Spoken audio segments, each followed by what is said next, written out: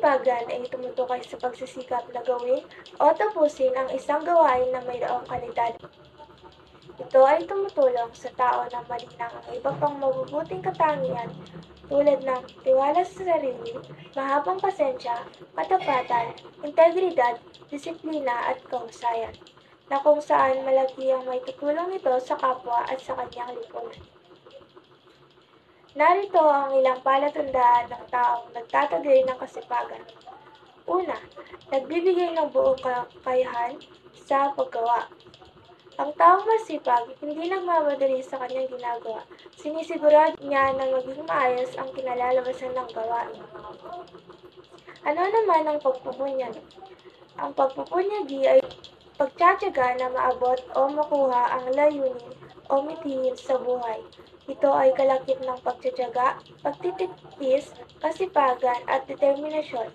Ito ay pagtanggap sa mga hamon o pagsubok ng may kahinahunan at di nagrereklamo. Mahalagang katangian ito na makakatulong upang matagumpay ang isang tao. Ano naman ang pagtitipid? Ang pagtitipid ay hindi ubos-ubos sa pera o bagay na walang saysay, sapagkat dapat mong mahalin ang bunga ng iyong ginawang pagsisikap at pagtsatsaga. Narito ang mga paraan na maaaring upang makatipid sa gastusin sa araw-araw. Una, magbaon sa eskwela o opisina. Pangalawa, ugaliin maglakad kung malapit lang naman ang paroroonan. At ang panghuli ay ang pag-iimpok. Ano ang pag-iimpok? Ang pag-iimpok ay pag-iipon, pagtatabi, pagtitipid at pagsisinop. Ang pag-iimpok ay makakatulong para sa proteksyon sa buhay. Maraming hindi inaasahang mangyari sa buhay ng tao, tulad ng lamang ng pagkakasakit, kalamidad at pagkawala ng trabaho. Kung sa hindi inaasahang pagkakataon ay mangyari ito, mayroong magagamit na emergency fund na galing sa pag-iimpok. Magandang buhay, mabuting tao. Ako po si Angelica Encampo ng 9STA 111. Ngayon po, i-discuss ko ang kagalingan sa paggawa. Pero, ano muna ang paggawa? Ayon kay Pope John Paul II, ang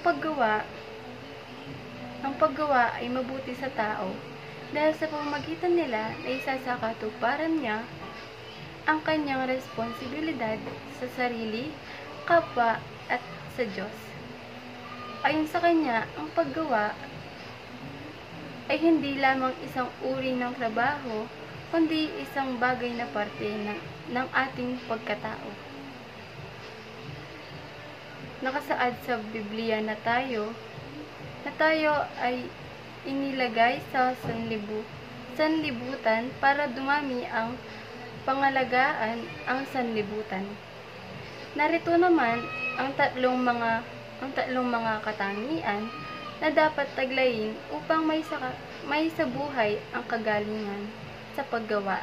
Una ay ang pagsasabuhay ng mga pagpapahalaga. Ito ay proseso ng pagpapatibay at pagpapalaganap ng mga halaga sa pang-araw-araw na buhay.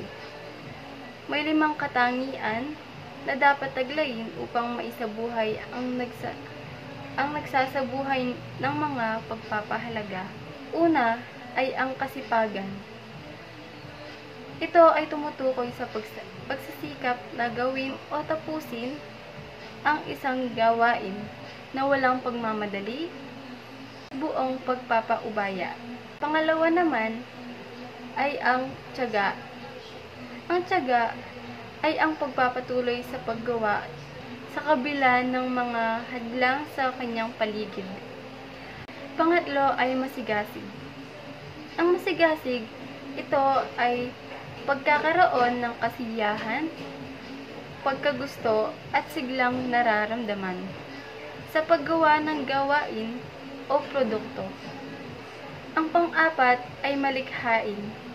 Ito ay ang produkto o gawaing lilikhain ay hindi bunga ng panggagaya kundi likha ng mayamang isip. Hindi ka malikhain kung nangungopya ka lang o hindi galing sa iyo ang ginawa mo. Kung tatawagin ay walang originality. Ang panglima naman ay disiplina sa sarili. Ang taong may disiplina ay nalalaman ang hangganan ng kanyang ginagawa at may paggalang sa ibang tao. Ang pangalawa sa katangian ng kagalingan sa paggawa ay ang pagtataglay ng positibong kakayahan. Ito ay maaari mong harapin ang stress at mga negatibong sitwasyon sa mas malusog na paraan. Ang katangian naman nito, una ay ang pagkatuto bago ang paggawa.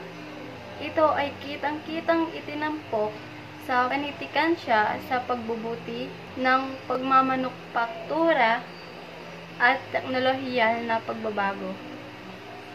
Pangalawa ay ang pagkatuto habang ginagawa.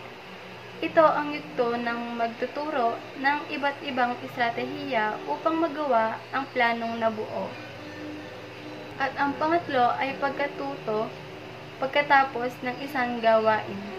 Ito ay yugto na malalaman mo kung ano ang naging resulta o kinalabasan ng gawain. Ang pangatlo sa katangian ng kagalingan sa paggawa ay nagpupuri at nagpapasalamat sa Diyos.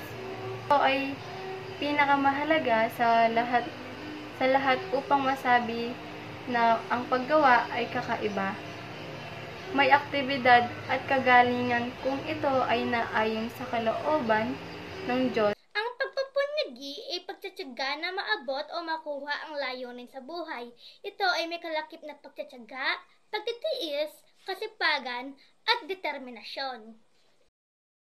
Ito ay pagtanggap ng pagsubok ng may kahinahunan at hindi nagre-reklamo. Ito rin ay patuloy na pagsubok ng mga gawain hanggat hindi natatapos ang mithiin. Ang mithiin sa buhay ay nagsisilbing motibasyon sa isang tao upang palagi niyang tapusin ng may sigasig ang lahat ng gawain. Hakbang sa pagkamit ng mithiin sa buhay. Narito ang mga hakbang sa pagkamit ng mithiin sa buhay. Una, isulat ang iyong itinakdang mithiin. Muli, isulat ang iyong tinakdang mithiin kung ito ay nasusukat, naaabot, nasasakop, at iba pa.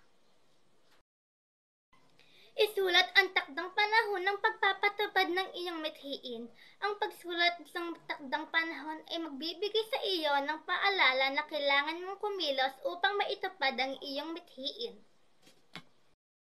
Isulat ang mga inaasahang kabutihang maidudulot mula sa itinakdang mithiin at sa paggawa ng plano para rito. Ang mga inaasahang kabutihang maidudulot ang iyong magiging inspirasyon upang magsikap kang matupad ang itinakdang mithiin. Gawin ang mga maaaring maging balakid o hadlang sa pagtupad ng iyong mga mithiin. Maaaring napakadaling magtakda ng mithiin, subalit kailangan ding isiping hindi ito ganito kadaling isakatuparan. Kailangan tukuyin ang mga balakid upang magkaroon ng lakas ng loob na harapin ang mga ito. At ang mga maaaring solusyon sa mga balakid o hadlang na natukoy. Itala ang lahat ng posibleng solusyon upang ikaw ay mayroong pagpipilian.